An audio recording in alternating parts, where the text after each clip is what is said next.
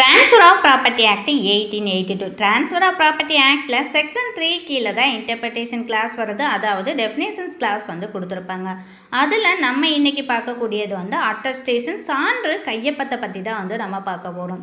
காமனாகவே இந்த அட்டஸ்டேஷனுங்கிற வேர்டை நம்ம பயன்படுத்துவோம்.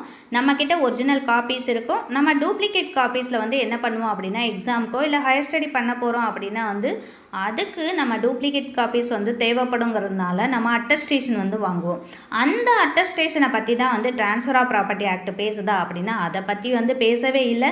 அப்போ ட்ரான்ஸ்ஃபர் ஆஃப் ப்ராப்பர்ட்டி ஆக்ட் எதை பற்றி பேசுது அப்படின்னா ட்ரான்ஸ்ஃபர் ஆஃப் ப்ராப்பர்ட்டி ஆக்ட்லேயே நம்ம எதை பற்றி படிக்கிறோம்? ப்ராப்பர்ட்டி, சொத்தை பற்றி தான் படிக்கிறோம். அப்போ சொத்து ஒருத்தவங்கள்ட்டேருந்து இன்னொருத்தவங்களுக்கு மாற்றப்படுது, இல்லை அடைமானம் வைக்கப்படுது, அப்படி இல்லைன்னா அவங்களுக்குள்ள ஒரு அக்ரிமெண்ட் போட்டுக்கிறாங்க அப்படின்னா, சேல் டீடாக இருந்தாலும் மார்க்கேஜ் டீடாக இருந்தாலும் அக்ரிமெண்ட் டீடாக இருந்தாலுமே குறைஞ்சது 2 நபருடைய சான்று கையொப்பம் இருக்கணும். அதை தான் நம்ம அட்டஸ்டேஷன் அப்படின்னு சொல்கிறோம். இந்த சான்று கையொப்பம் இல்லாமல் அவங்களுக்குள்ளே நடந்திருக்கக்கூடிய அந்த சேல் டீடோ இல்லை மார்க்கேஜ் டீடோ அக்ரிமெண்ட் டீடோ வேலிடா அப்படின்னா அது வேலிட் ஆகாது.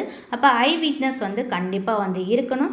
அதுவும் குறைந்தது 2 நபர் இருக்கலாம், அதுக்கு மேலேயும் இருக்கலாம். அது தப்பு கிடையாது. கையெழுத்து தான் அவங்க போட்டால் அது அட்மிசபிளா அப்படின்னா கைரேகை வைக்கிறதும் அட்மிசபிள் தான். அப்போ அவங்களுடைய கையெழுத்தும் இருக்கலாம், அப்படி இல்லைன்னா லெஃப்ட் தம் ஃபிங்கரும் இருக்கலாம். இதுதான் அட்டஸ்டேஷன்.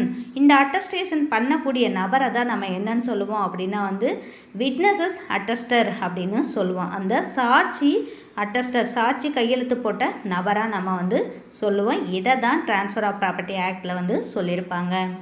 சாட்சி கையெழுத்து போட்டிருக்கக்கூடிய அந்த நபருக்கு அந்த டாக்குமெண்ட்டில் என்ன எழுதியிருக்கு அப்படிங்கிறது தெரிஞ்சிருக்கணுமா? அந்த கண்டென்ட் என்ன அப்படிங்கிறது அட்டஸ்டாருக்கு தெரிஞ்சிருக்கணுமா அப்படின்னா அதை பற்றி தெரிஞ்சிருக்கணுங்கிற அவசியம் இல்லை. நம்ம எதுக்காக அட்டஸ்டேஷன் பண்ண வந்திருக்கோம் அப்படிங்கிற விஷயம் தெரிஞ்சிருந்தாலே போதும்.